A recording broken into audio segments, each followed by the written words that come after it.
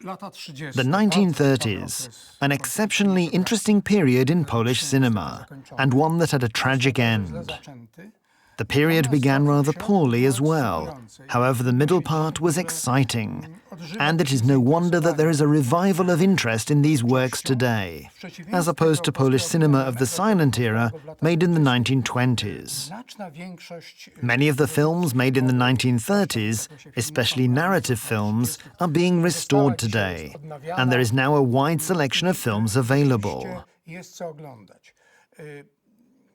Film historians are right to accuse Polish authorities of that period of neglecting, contrary to the governments of Western countries, neglecting cinema entirely, providing no financial support, not being particular at all about artistic quality, thus leaving it entirely to the market.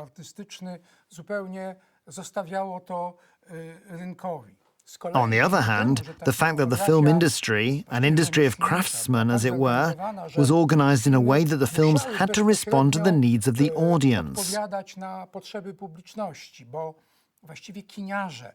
And it was the exhibitors, the cinema owners and the producers who decided about casting and subject matter, knowing the needs of the audience.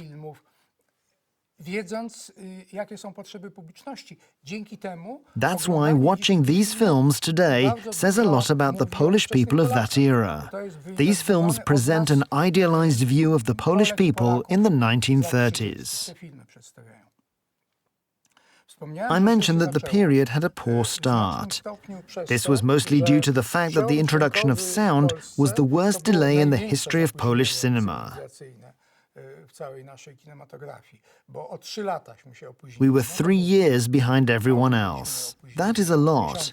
Usually we were behind by mere months, in terms of new technologies or aesthetic innovations.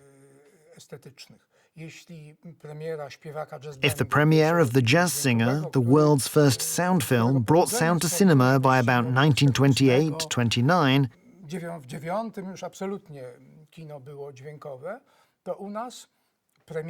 in Poland, the first Polish talkie, Moralność Pani Dulskiej, The Morality of Mrs. Dulska, a loose, frivolous adaptation of Gabriela Zapolska's famous stage play, premiered in March 1930, so it was much later.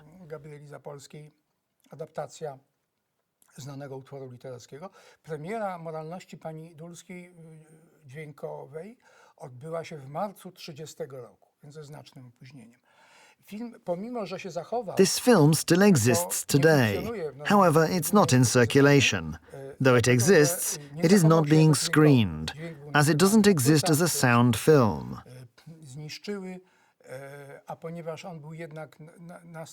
Sound was recorded on records that quickly deteriorated, and as it was focused on dialogue, then, aside from Mr. Dulski's performance, who, as we know, says nothing, although in this picture he does hold a lengthy speech directed at his family in the finale, aside from that, the film loses its appeal when seen without sound. I have to say that when I watched it, I was pleasantly surprised. It is still watchable, with good performances, and well adjusted to the new attraction of sound, because something had to be done to make this film appealing in terms of sound, in order to show the value or necessity of sound in cinema.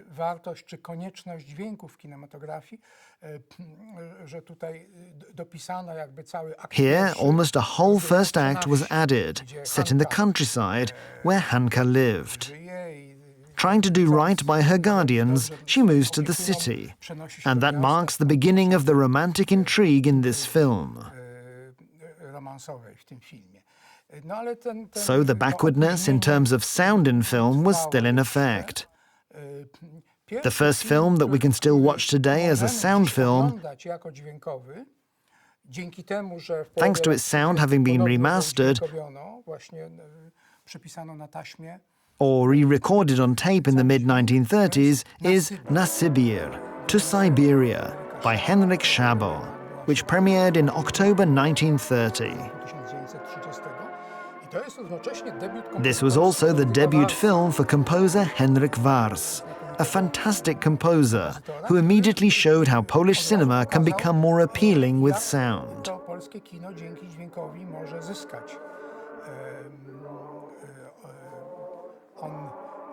He was able to prove not only his musical skills, such as referencing popular tunes or sound inventions, but he also brought a new vibe into Polish cinema from a patriotic perspective, interweaving Warszawianka and other famous tunes into the story. Rozmaite warszawianki I inne słynne melodie wplatając do akcji.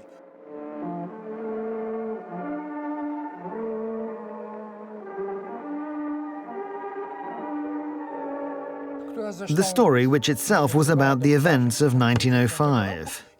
As such, discussing Na Sybir allows us to move into the core of Polish genre cinema of the 1930s. This core was related to what was referred to as the industry. That was the popular term for the group of exhibitors who were decision-makers when it came to production. The intellectuals of the interwar period often treated them with slight contempt, but their resourcefulness and professional cleverness was exactly what made these films truly respond to the needs of the audience.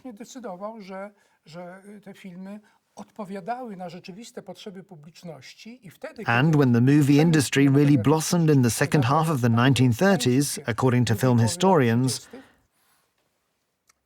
I was happy to read in Edward Zajíček's book that in the late 1930s, profits from the average Polish film were 4 times higher than those from Western movies.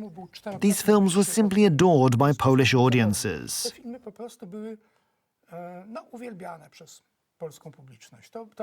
These films, better or worse, were in high demand. That's precisely why they speak volumes. What was characteristic of that time is that in the 3 stages of the 1930s, 3 different genres dominated distinctly, and for very particular reasons.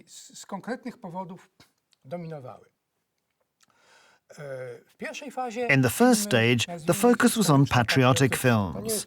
That's not a genre in itself, but it is a certain area of subject matter that was quite unique and was related to the policy of the Sanacja, Sanation government under Piłsudski.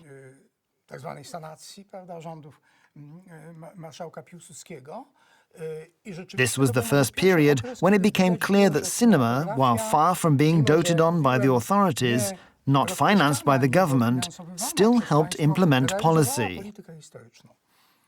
The nation's founding myth, after Piłsudski's return to power in 1926, was placed in 1905.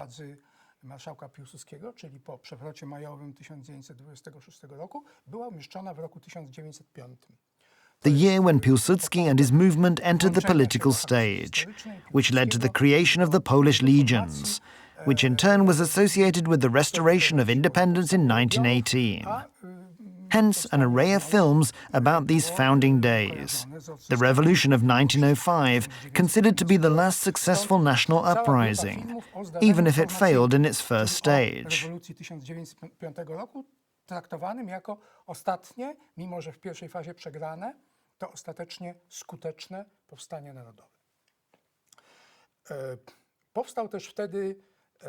This is also when the weekly magazine Kino was founded, quickly becoming extremely popular, with a circulation in the hundreds of thousands. Starting in 1930, Kino published an annual poll for the best Polish film, and each year these historical films would be the winners.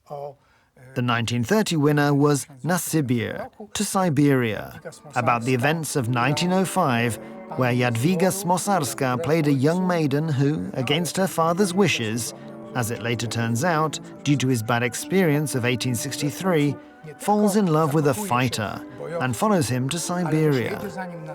Not only does she follow him to Siberia, but she helps organize his escape, which serves as the climax of the film.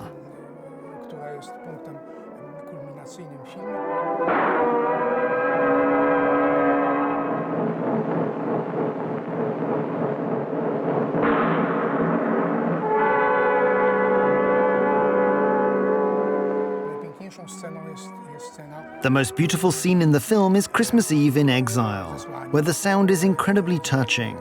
Even on the print that exists today, the patriotic songs performed by Dan's choir can be clearly heard. Słychać tam pieśń patriotyczne wykonane przez chór Dana.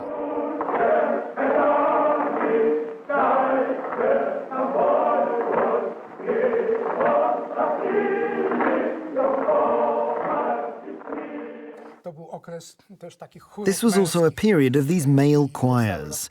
Established 1 year earlier, Dan's choir made its debut in Na Sibir, to Siberia, by singing the vocal parts. na Sybir. A year later, in 1931, another historically interesting film was produced, Dziesięciu z Pawiaka, The Ten Condemned, a film by Ryszard Ordyński. To jest z kolei opowieść oparta na rzeczywistej. This was based on the true story of freeing 10 convicts sentenced to death. On their way to the execution site, they were rescued by Major Jur Gorzechowski, who at one point was married to Zofia Naukowska. Przez jakiś czas męża Zofii Naukowskiej, który został nawet odwołany. He was even recalled from military duty on the frontier in order to act as a historical consultant on this film. Żeby pełnić funkcję konsultanta historycznego filmu. Może najlepszy film. Perhaps the best film in this group, one that lives to this day in some way, is Młody Las, Young Forest, by the cinema master of the day, Józef Lejtes. Tego czasu, Józefa Lejtesa. It was an adaptation of the patriotic stage play under the same title, written by Jan Paweł Herz, another member of the Herz family. Członka rodu Herców. O A story about a youth rebellion, also in 1905. A professional production, where the scenes show the various relationships among the students, between students and professors, among the professors themselves. Między uczniami i pedagogami, między samymi pedagogami. Different attitudes, from Poland hating to conciliatory to patriotic.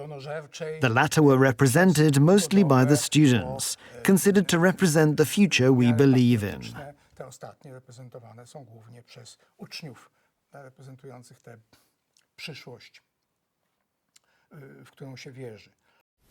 Może mi pan lepiej powie, panie Walczak, kto był największym wodzem na przełomie XVIII i XIX stulecia? Napoleon Bonaparte. Źle, siadaj pan. No to może pan... ty. Jeśli nie Napoleon, to jak Boga kocham, nie wiem kto. Mińska, że...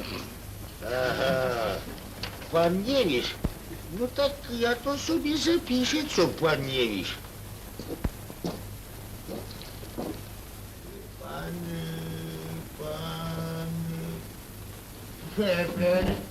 Najgenialniejszym wodzem na przełomie XVIII i XIX wieku był Suworow. Aleksander Wasyljewicz Suworow. Suworow. A pan co się śmiejesz, panie Majewski? Coż pan myślał, że może Kościuszko, albo Chłopnicki, albo Langiewicz? Coż pan milczysz? Nie wiem, o co panu inspektorowi chodzi. Wy nigdy nic nie wiecie, ale Zbójecki napadł na wielkiego księcia Konstantego Pawłowicza urządzić, to wiedzieliście jak. A kiedy car puścił w niepamięć 31 rok, to w 63 roku coście zrobili? Bunt! Bunt przeciw komu? Nie pozwalam! Nie pozwalam! To podłość! Podłość! Co to, bunt? Bunt! Wraz z całą światową kinematografią, przede wszystkim Hollywoodem, w drugiej połowie Along lat with world 30. cinema, especially Hollywood in the late 1930s, these historical films became more spectacular, turning into historical romance or even operetta. Operetek. There were films starting with Księżna Łowicka, Countess of Łowicz, a 1932 movie directed by Krawicz and Warnecki, where the story of the 1830 November uprising was told as a romance. Przedstawiona w formie romansowej, gdzie pokazano Focusing on the fictional love triangle between the eponymous Countess of Łowicz, Joanna Grodzińska, czyli Anną Grodzińską, księciem Konstantym, gubernatorem. Prince Konstanty, the governor, played by Stefan Jaracz. Stefana Jaracza. No, nie muszę dodawać. I don't need to add that the Countess was of course played by Jadwiga Smosarska and Walerian Łukaszyński, a Polish patriot and prisoner. Patriotą, którego los był tragiczny, więźnia. W rzeczywistości There was no such romance in real life, but cooking it up for the needs of the movie wasn't the filmmaker's fault, but rather came from a novel by Wacław Gąsiorowski, who added this romance to the story. romans historii dopisał. Reprezentacyjnym widowiskiem była Barbara Radziwiłłówna, a 1936 film by Jerzy Leites, was also a spectacular film. This historical piece, set in Wawel, followed the love story between King Zygmunt August and Barbara Radziwiłł, played as usual by Jadwiga Smosarska. którą wcieliła się, nie muszę dodawać, Jadwiga Smosarska.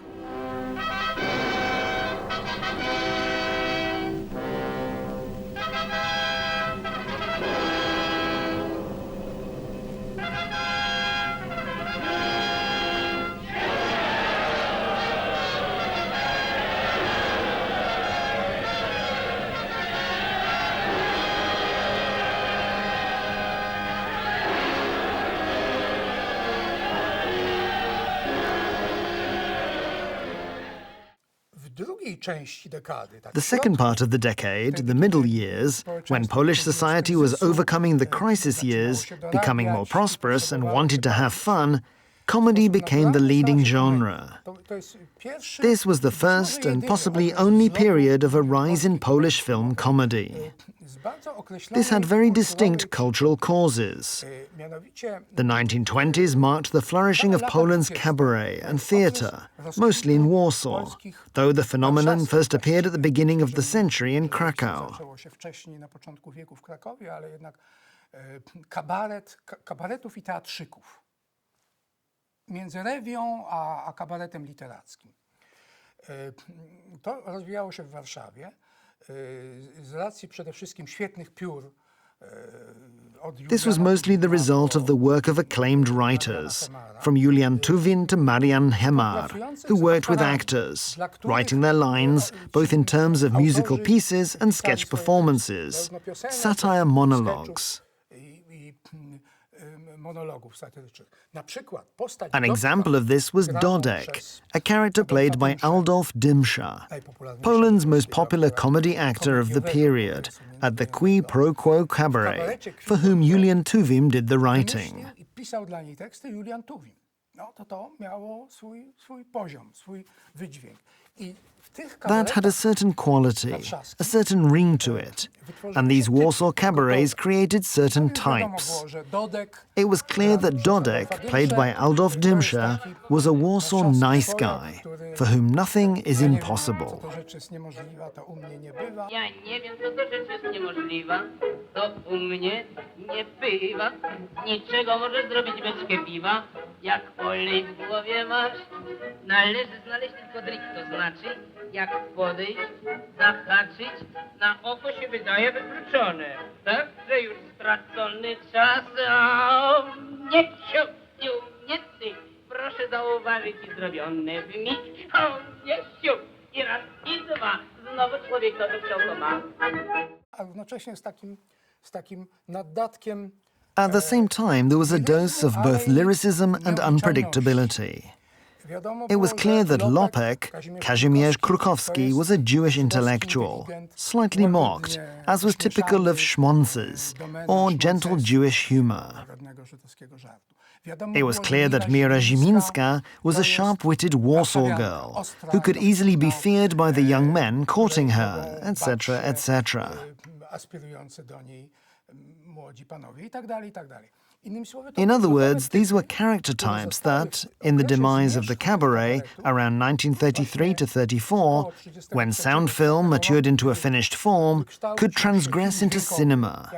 Cinema took over the cabaret, without, of course, repeating its compilation form. Czyli jakby przejęło kabaret, z tym, że nie powtarzało oczywiście formuły składanki kabaretowej, tylko trzeba było tworzyć It was about intrygę creating komediową, comedic prawda, intrigue, opartą czy to na based on either French francuskiej farce farsie or Viennese bulwarowej, czy operetta, na wiedeńskiej either one operetce, or the tak other. mniej więcej na zmianę. I ten środek lat 30. To jest dominacja. The mid-1930s thus marked a dominance of Polish film comedy. I mentioned Adolf Dimscher. 1935 alone brought the release of 4 comedies directed by Michał Waszyński and starring Adolf Dimscher. Adolfem Dymszą. Czasem to były rzeczy słabsze, Sometimes they were śmieszne, weaker jak Wacuś, films, less ale funny, such as czasem to były Wacuś, rzeczy but sometimes they were niesłychanie incredibly funny feats, such as Antek Policmeister, Police Chief Antek, a story loosely based on Gogol's The Inspector General, or ABC Miłości, ABC of Love, a film that takes us behind the scenes of the Polish film industry. Te komedie były uwielbiane. Moi These studenci comedies dzisiaj were adored by the public. niewątpliwie, My students jako today name these dress-up movies as their #1 favorite. The queer movies, to use the modern term, though hardly an overstatement. takiego współczesnego określenia, ale z niewielkim, myślę, nadużyciem terminologicznym. Na przykład taki film Czy Lucyna to dziewczyna? A good example is Czy Lucyna to dziewczyna? Is Lucyna a girl? By extremely intelligent director Juliusz Gardan, who I mentioned in the previous lecture. Takiej It's an interesting piece in terms of gender identity and erotic culture, as well as a certain moral freedom that was typical of the interwar period. stulecia międzywojennego. Halo? Ta Lucynka? Co, to ty? Co, jak to? To ciebie nie ma w domu? Nie ma mnie, ciociu. Na pewno mnie nie ma. Jestem na przyjęciu u jednych państwa. A co ci jest? Jest mi bardzo wesoło, ale trochę niedobrze.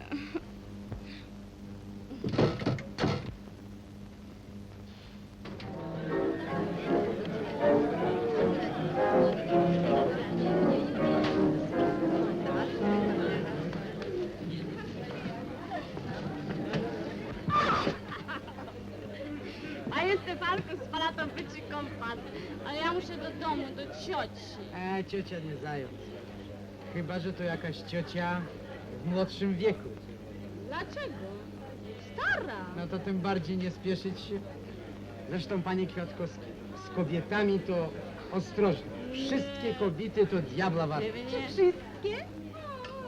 Wszystkie. I Tunia też. My się nie możemy dogadać, bo za dużo tego pana. Aha, Napijemy się bruderschaft. doskonale. Avec plaisir. Radis. No. Dobra. A teraz... Stefan jestem? Lucyn! Co?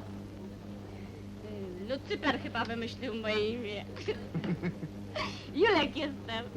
Teraz dopełnimy obrządku i dajemy sobie pyska. Zaraz. Co wy tak Co? z tym dziobem jak dziewczyna do mnie? No to po męsku. No po męsku. No.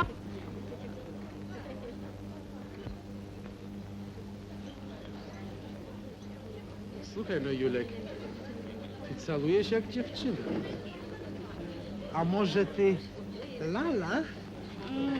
Nie wiem, o co ci chodzi, ale to wykluczone. No to byczo. Właśnie Jadwiga It's Smosarska, Jadwiga Smosarska, that golden-haired girl from the 1920s pictures, who suddenly proves to be a very modern woman, an engineer, who, in the film's opening sequence, returns to Warsaw following her studies at the Technical University in Paris, and arrives in a convertible. otwartym samochodem do Warszawy. Co to jest? Pan sobie życzy? Lucynka! nie może znaleźć pracy, Unable to find a przebiera się job, za, she dresses up as a man. But because she falls in love with her boss, played by Eugeniusz Bodo, this masquerade causes a series of mishaps and plot twists. powodem kłopotów i takich nieoczekiwanych zaplątań fabularnych, że w dodatku ilustruje to wszystko muzycznie. Scored by the incomparable Henryk Wars, the film is a true gem. One of a number of Polish films that gain international acclaim at the time. Ma pewne powodzenie na świecie. Kustosze z Filmoteca curators say they often come across prints with subtitles not only in Lithuanian or Czech, but also French, German or English. ale i francuskimi, niemieckimi, angielskimi. Te filmy były oglądane. Zwłaszcza These films were popular, especially towards the end of the decade when comedies no longer outnumbered other films, which we'll get to in just a moment. By then, there were fewer comedies, but of better quality, truly world-class pictures. Piętro wyżej. When we watch Piętro Wyżej, Neighbours, a comedy by Leon Tristan with its two famous song numbers, Popisami piosenkarskimi, może nie tyle wokalnymi, bo on nie był jakimś operetkowym. Eugeniusz Bodo may not have been an operetta singer, but he certainly had incredible charisma, and in these films, these performances, his sex appeal song when he's dressed as a woman, Właśnie przebrany za kobietę. Wy jesteście mocni, silni, my słaba pleć. Lecz my mamy coś, co byście wy chcieli mieć. Co jest warta wasza siła, wasza pięść i twarda dłoń. My kobiety, choć słabiutkie, mamy na was jedną broń. Sex appeal to nasza broń kobieca. Sex appeal to coś, co was podnieca. Wdzięk, styl, szarm, szyk, tem was zdobywamy w mig. O, jeden znak, a już nie wiecie sami, co i jak. Wzdychacie godzinami, och, ach, i męczycie się, że strach. I zwłaszcza umówiłem się z and most notably his Umówiłem się z nią na dziewiątą, I Arranged to Meet Her at 9 o'clock, hit song written by Henryk Wars with lyrics by Ludwik Starski, performed en passant by Bodo, who is a radio host and suddenly starts singing for his loved one while reading the news on the radio. Umówiłem się z nią na dziewiątą, tak mi do niej tęskno już. Zaraz wezmę od szefa a konto, kupię jej bukiecik róż. Potem kino, cukiernia i spacer, księżycowo jasną noc. I będziemy szczęśliwi, weseli, aż przyjdzie północ i nas rozdzieli. I umówię się z nią na dziewiątą, tak jak dziś. No, to Even jest to, today, co this is still a pleasure to watch. ogląda się z przyjemnością. I żeby skończyć ten To close this segment, 1938 brought the release of Zapomniana Melodia, Forgotten Melody, Zapomniana melodia. a comedy by Konrad Tom and Jan Fefke. No, to miało This się film wydarzyć, felt like Hollywood. To jest Hollywood. To jest i wystawa, i aranżacja całego The entire performance and comedy setup was absolutely world class. poziomie. Podobno przez cały sezon 38. Apparently, throughout the 1938-1939 season, the last season before the war, Polish audiences would go around humming one of the two hit numbers from this film. Either Już nie zapomnisz mnie, gdy moją melodię spamiętasz, You'll never forget me when you remember my melody, Czasami w gwiazdy spoglądam i myślę z lękiem, że jutro może odejdziesz, zapomnisz mnie. Lecz wiem, co zrobię, zaśpiewam tobie piosenkę. Już mam spokój i już nie lękam się. Nie zapomnisz mnie, gdy moją piosenkę spamiętasz. Melodii jest siła zaklęta i czar, i moc. A choć zapomnisz mnie, piosenkę usłyszysz tężewną. I tęsknić już będziesz na pewno co dzień, co noc. Albo ach, jak przyjemnie kołysać Or ach, jak przyjemnie kołysa się wśród chwal. Oh, how wonderful it is to drift on the waves. That was actually the norm at the time. 2 hit numbers per film. They would also be released on records, on what we referred to today as soundtracks. Jak można marudzić, że świat jest smutny, że jest źle, nie rozumie mnie. Jak można faktycznie na świecie jest ślicznie. Niech ten, co gdera, przyjdzie tu, a ja powiem mu tak, ach, jak przyjemnie połysać się wśród fal, gdy szumie woda i płynie sobie w dal. Ach, jak przyjemnie, radosny płynie śpiew, że szumie woda i młoda szumie krew.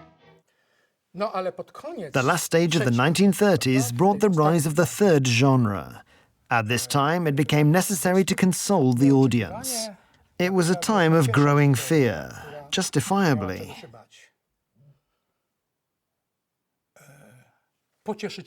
Bringing consolation is best done through melodramas, because the melodrama is all about crying. It seems like we're afraid, and that's the cause for our tears. But at the end of the day, justice prevails. Order is restored.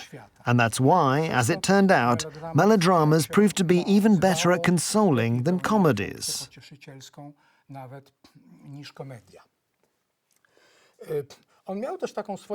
There was a unique Polish subgenre. In fact, it could be argued that all of Polish cinema at the time was melodramatic, crossing over into other genres. This Polish subgenre was, of course, the religious melodrama. Przebój kina polskiego roku 1933 to był film Pod Twoją obronę.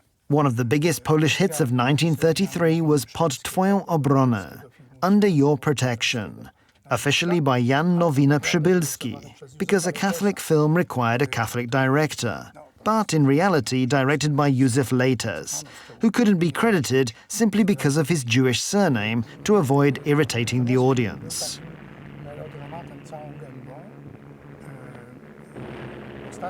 The film itself was 100% melodrama.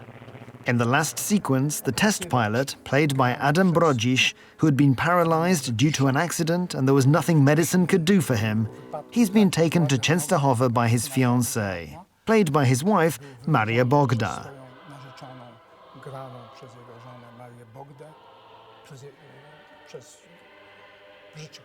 In their private life, Adam Brodzisz and Maria Bogda were a model Catholic couple, as was often in the press.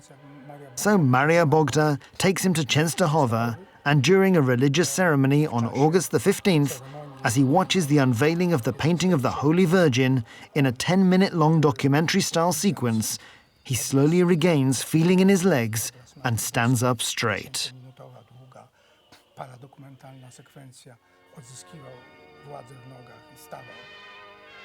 Allegedly, what followed was a season of religious conversions, general hysteria, mass prayers, etc. Cinema turning into church, as Józef Lejtes proudly wrote in a letter.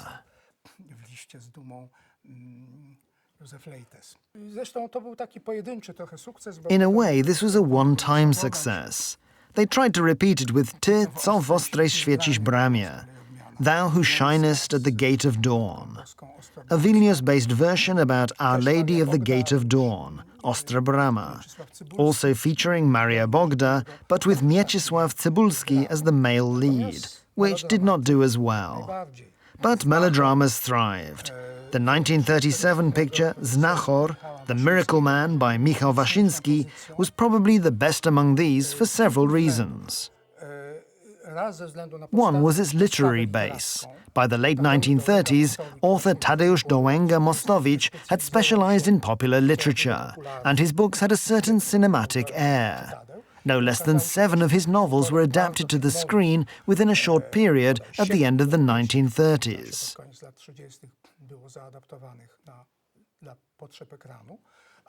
Here, his writing skills were combined with a great performance by Kazimierz Junosza-Stępowski, a world-class actor who created a range of types in the theatre, which he often repeated in the cinema.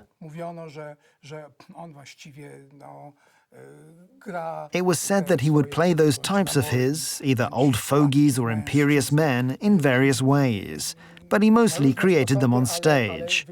However, I believe that his role in Znachor, the Miracle Man, certainly matched the best of his stage performances. Nie ustępowała jego najlepszym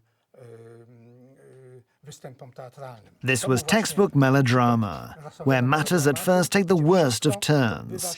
The main character, being at the top of his game in professional and personal life alike, suddenly loses everything, including his memory, his career, his family, everything. Then slowly, as per the wishes of the audience, he regains it all. I potem stopniowo, tak jak sobie życzy tego publiczność, tę pozycję odzyskuje. To pani ojciec, profesor Rafał Wilczur.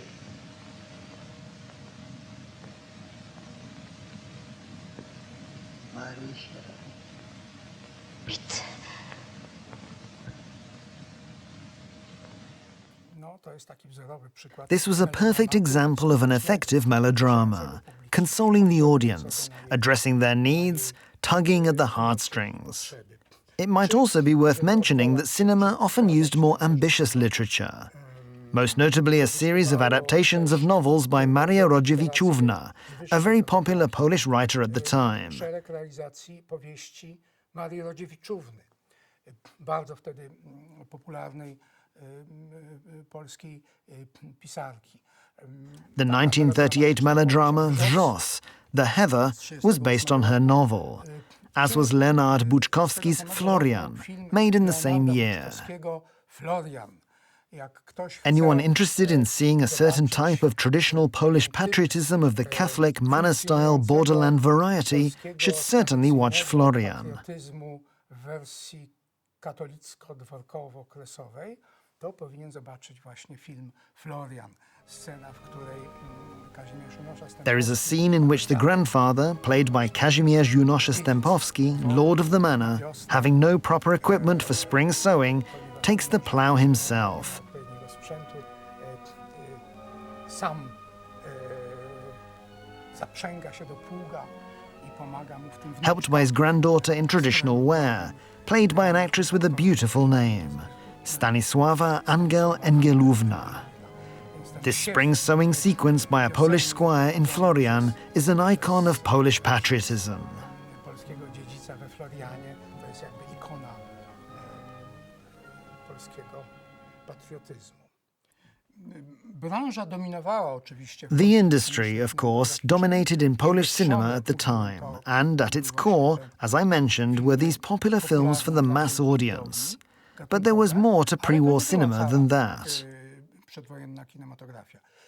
Po pierwsze, jeszcze pod koniec lat 20. Already in the late 1920s, we saw the emergence of the first opposition, a sort of circle of cinephiles who dreamt of replacing the industry and marking their place in national cinema on a higher level. Wejściu na miejsce branży, This circle tried to create an audience with a higher cinematic awareness than the plain consumers of mainstream cinema or genre films. Publiczność znającą się na kinie trochę lepiej niż normalni pożeracze kina wysokonakładowego czy gatunkowego. Nazwali się Start. This circle was called START, an association. They wanted to call themselves the Association for Propaganda of Artistic Film, but the name finally approved was the Association of Artistic Film Enthusiasts. This was a Warsaw-based group of left-wing intellectuals, operating throughout the 1930s, although the association itself went bankrupt already in 1930. They would organize film screenings, acting as a combination of a film discussion club, as they are seen today, with a creative ensemble. They also started making films, at first with little success, short films mostly, but there were a few promising artists in their ranks.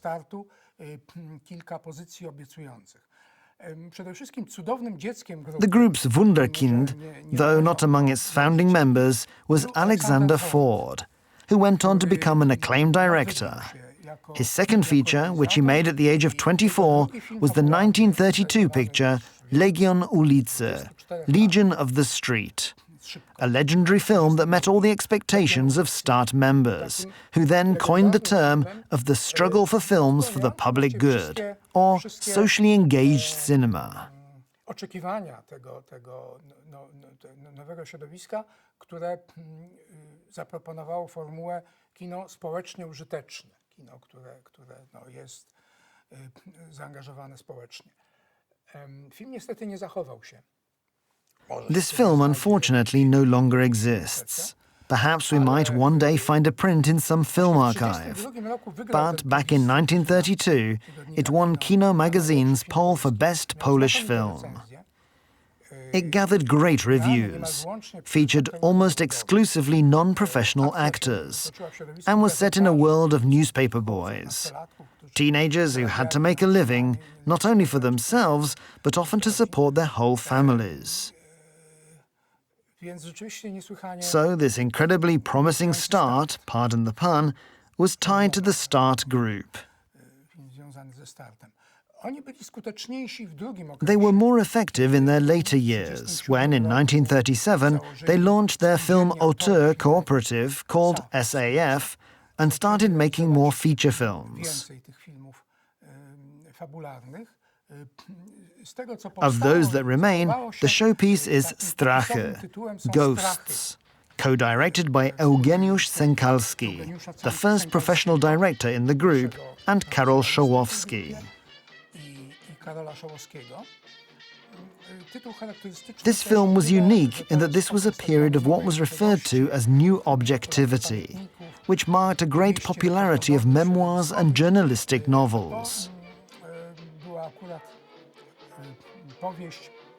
This happened to be a novel, a memoir by an author who wrote under the pen name of Maria Łukniewska, who was a cabaret dancing girl. And this novel was set in the world of the cabaret theatres of the late 1930s.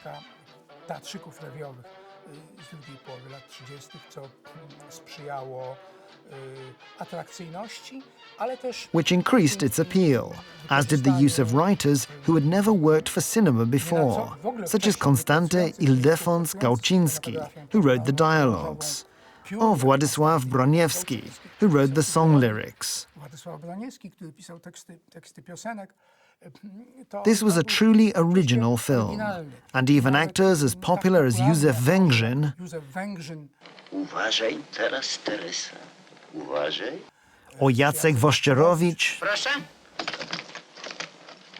Idealnie pusta. Mies, quies bennedo, enite maus barraba. Patrz, Teresa.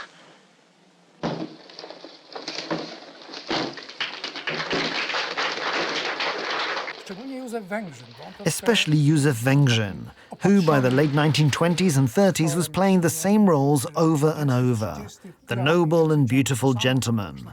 Here, he played a rather unexpected part, delivering a monologue written by Gałczyński, a monologue which Polish audiences were not used to at the time.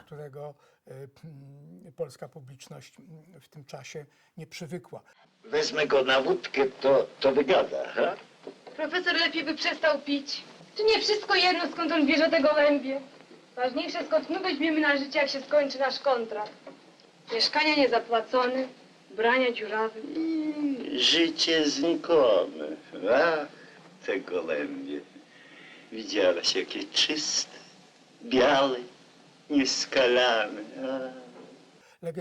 The group's legendary production was Nad Niemnem, on the Niemnem River, a film that was finished but does not exist today. It was based on Eliza Orzeszkowa's famous novel, with a release date set for early 1939. But it was never released. Then it was put in hiding by members of the underground movement in the cellars of Warsaw's housing cooperative. Perhaps one day it will be found. Wreszcie na koniec trzeba powiedzieć o innym. One last group that needs to be mentioned and had its golden age in this period would be Jewish cinema, these being films spoken in Yiddish and intended for a Jewish audience who spoke Yiddish. Rozumianego jako film mówiony w jidysz i przeznaczony dla żydowskiej publiczności, posługującej się na co dzień jidysz. The golden age of this cinema was around the time of 1936 to 1939, just before the war. A few of the films produced in this period were top class. Osiągnęły najwyższy poziom. Z jednej strony wiąże się This was, on the one hand, the result of the work of a very ambitious and effective producer named Józef Green, who decided to build a sort of Jewish Hollywood in Warsaw's Grochów. Żydowskiego Hollywood na Grochowie w Warszawie. He wasn't entirely successful. Though Green himself survived the war and lived a long life, it was only thanks to the fact that he left Poland in 1939 for financial reasons. However, before leaving, he managed to produce several major hits featuring international film stars. One of his most legendary films was Yidel mit dem Fiddle, or Yidel with his fiddle.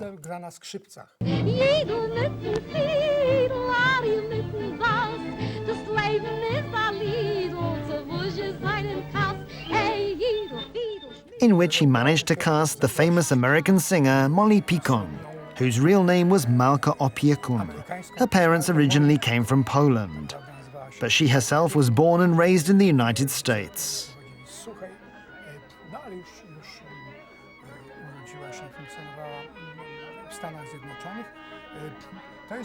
This film is based on the well-known premise of a dress-up. Judel, or Itke, a girl, formed a musical duo with her father. Dziewczyna ze swoim ojcem stworzyła taki duet muzyczny, ale They traveled around Poland, but fearing for her safety, she would dress up as a boy. Once, when they ran into another duo, she fell in love with a man, which, much like in Czy Lucyna to dziewczyna, Is Lucyna a girl, led to a number of amusing plot twists. Wiele takich fabularnych zawęźleń.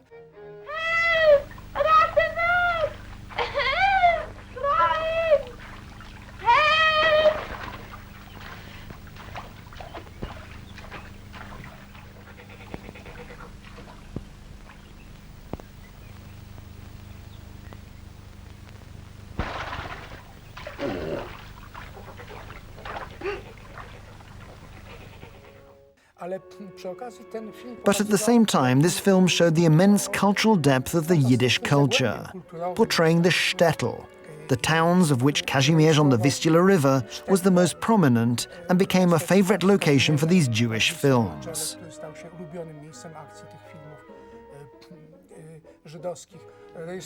The film showed Jewish customs as well. There is a fantastic scene of a Jewish wedding. It became a major international blockbuster. To this day, it is considered to be the most complete Jewish musical comedy.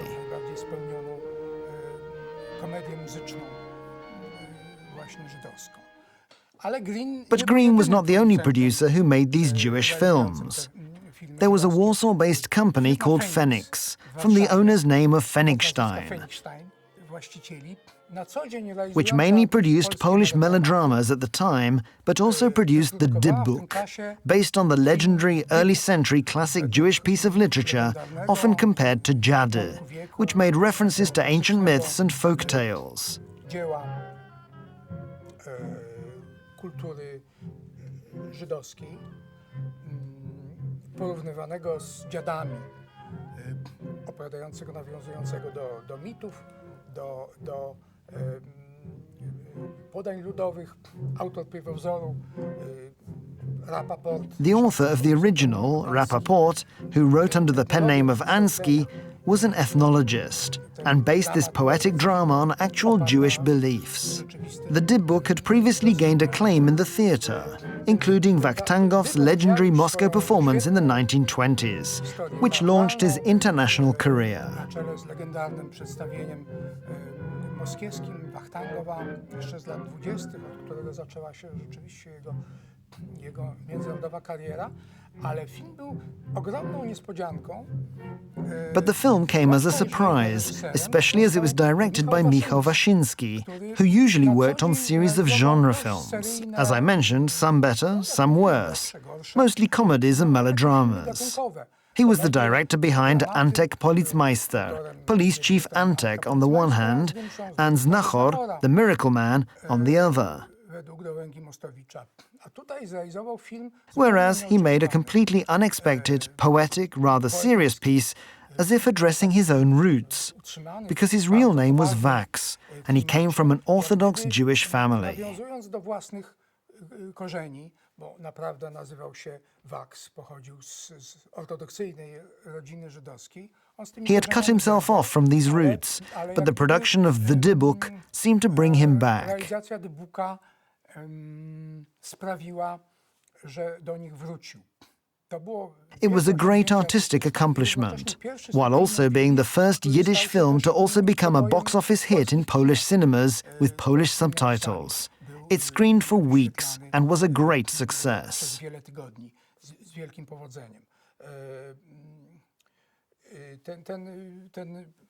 Jewish films started booming in Poland, but unfortunately, for obvious reasons, production was halted.